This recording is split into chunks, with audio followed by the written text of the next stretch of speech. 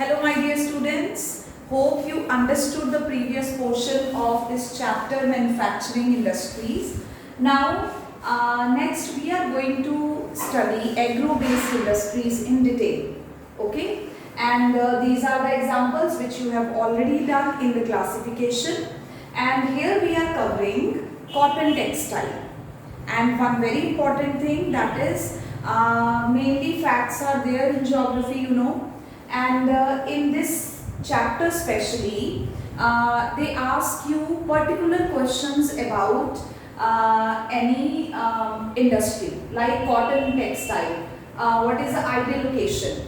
So you should be very specific in answering, but few points can be repeated which we have already done while discussing ideal location.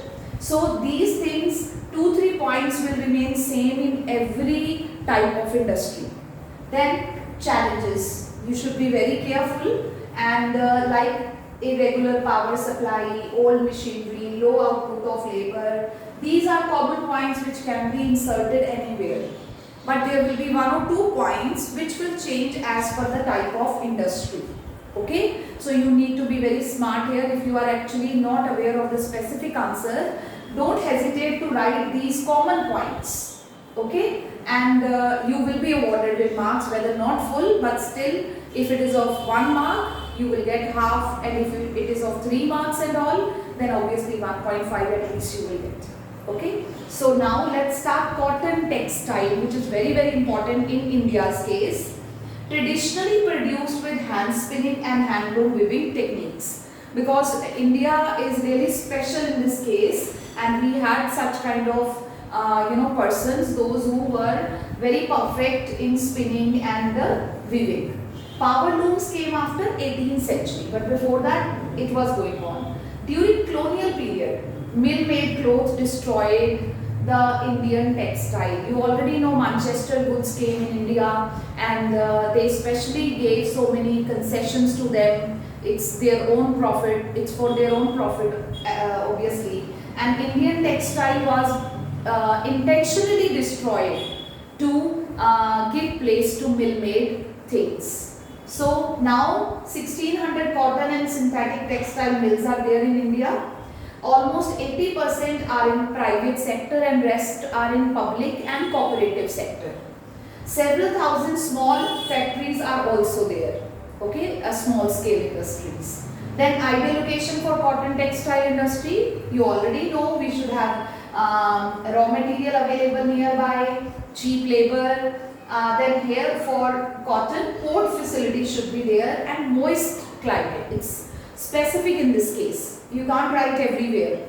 So transportation facility should be easily available and should not be obviously very expensive. That's why even port facilities are being used as transportation. Then Maharashtra and Gujarat are the ideal locations for it.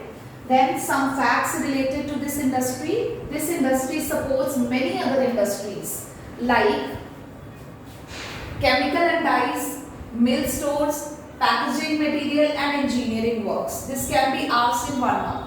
Okay, so you really need to learn it. Spinning still continues to be centralized in Maharashtra, Gujarat and Tamil Nadu. So names of the places which you will do in map also. Weaving is highly decentralized. Whether spinning is centralized in these areas, but weaving is highly decentralized, means done in small units all over India. India exports cotton yarn to Japan. Cotton goods are exported to USA, UK, Russia, France, East European countries, Nepal, Singapore, Sri Lanka and African countries. Then India's share in garment trade in the world is only 4%. Means we are good in this case, but here in garment trade we really need to improve. Then problems or challenges in cotton textile industry. Irregular power supply, it's the problem in all types of industries. Old machinery, we are not very good in infrastructure and advanced technology. Low output of labor, whether labor is cheap in India, but really its output is also not so much. Low output of labor. Then stiff competition with synthetic fiber is very special point under challenges faced by this textile. Okay. Now this is very important question given in your book. So I have written answer because you should be very clear. Students feel confusion in answer of this question. Why is it important for our country to keep mill sector loomage lower than powerloom and handloom? Okay. Why should we not prefer mill sector in this case especially? Why should we go for handloom and powerloom? Means here we need to support small scale industries. So in our country many artisans and weavers work independently along with their family. Means so many families are engaged in handloom and powerlooms. So most of these are poor and it is the only source of income for them. They are specialists in this and it is passing on to generations. So if the mill production is increased, then these weavers and artisans will suffer and will lead to rural unemployment and poverty. Their standard of living will come down. Already it is not, they are not getting so much, and if this livelihood will also be taken from them by promoting mills, then they will suffer, and if they will suffer, obviously national income will, per capita income will reduce, national income will reduce. The way nowadays we are moving towards industrialization and privatization, actually it doesn't suit India. As Mahatma Gandhi said, for India, we need to promote small scale industries, we need to promote decentralized units that can only feed to our highly populated country. So really that is the ideal pattern, but still, so you really need to work out, read book, and in case of any doubt, you may ask question. Thank you so much. Hello students, so let's start next agro-based industry, that is jute, and my favorite one because it's eco-friendly, So jute textile. India is the largest producer of raw jute and jute goods and stands at second place as an exporter after Bangladesh. Means Bangladesh enjoys first place and India second. You need to learn it. So 80 jute mills were there in 2010-11, mostly located in West Bengal. Why? Because obviously favorable conditions for jute production. Then first jute mill was established in Kolkata in 1859 at Rishta.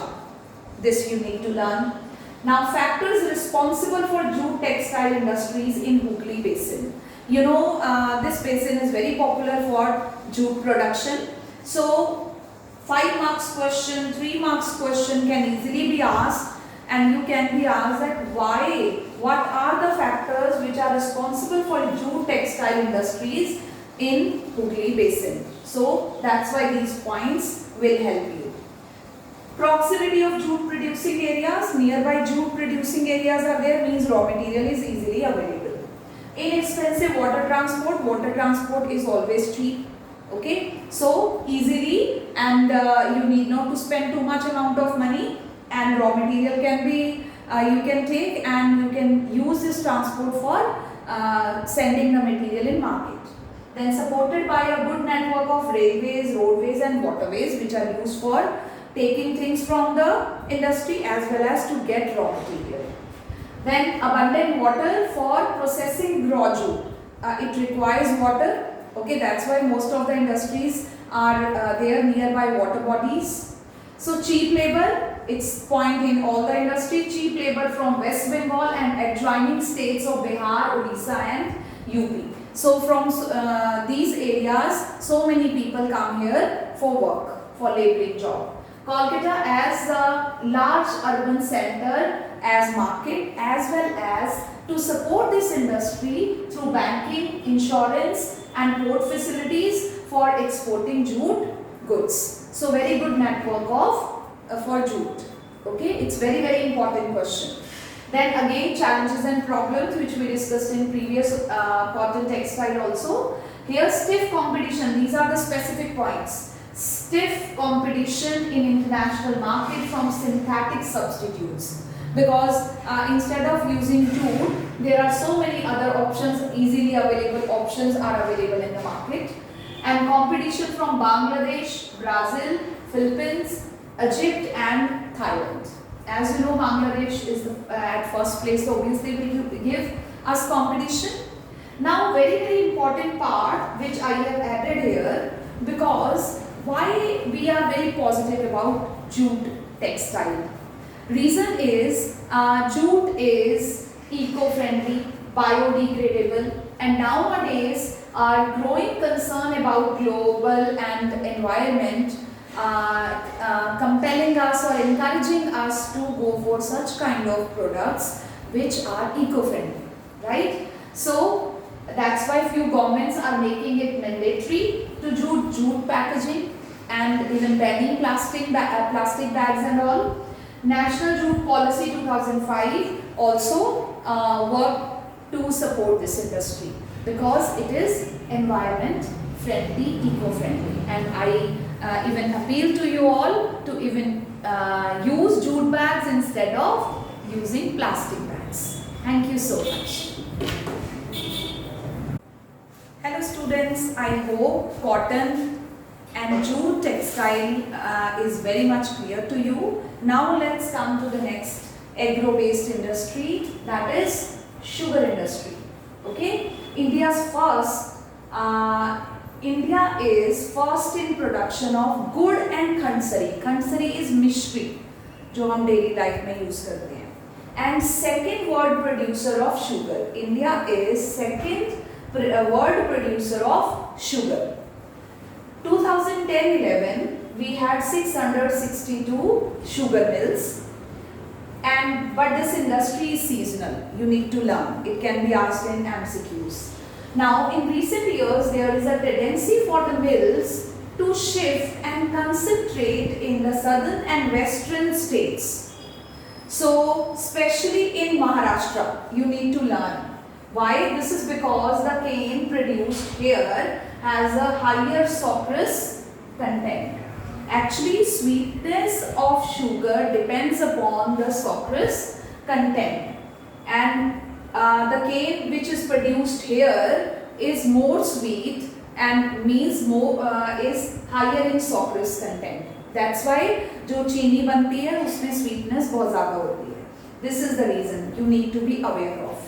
Then the cooler climate also ensures a longer crushing season because it is seasonal. So environment, climatic conditions here remain cool most of the times, and it ensures longer crushing season. And the cooperatives are more successful in these states, as we already know. We have studied in food security also that cooperatives in these areas are working very well.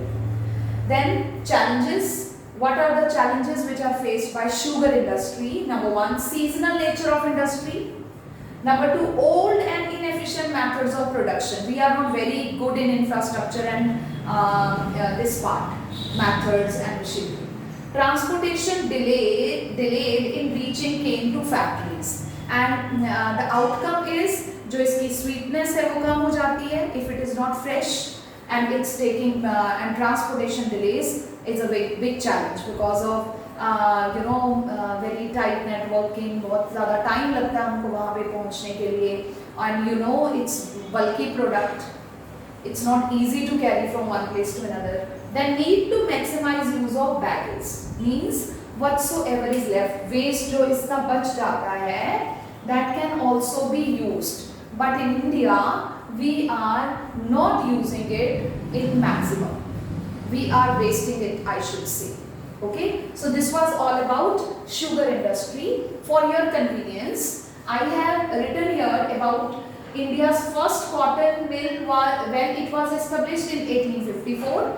First jute mill was established in 1859. India's first sugar mill was established in 1903.